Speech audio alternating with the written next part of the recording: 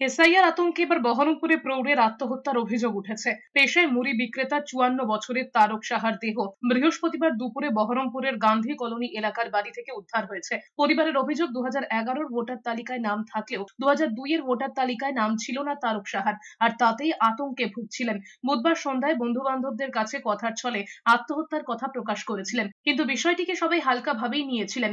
এরপরই বৃহস্পতিবার দুপুরে ঘরের মধ্যে থেকে ঝুলন্ত অবস্থায় তারক সাহাকে উদ্ধার করা হয়।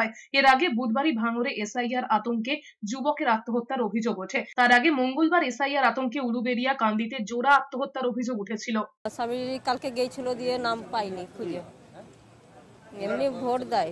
রাত্রিবেলায় বলা বলি করছিল ভোটের ছবি ইয়ে লিস্টের নাম নাম পাচ্ছে না, এ করছে না, দিয়ে বলছে আমি কি করব, এদিকে মেয়ে করছে না, তো আমাকে সুইসাইড করতে হবে নাকি তাই বলছিল।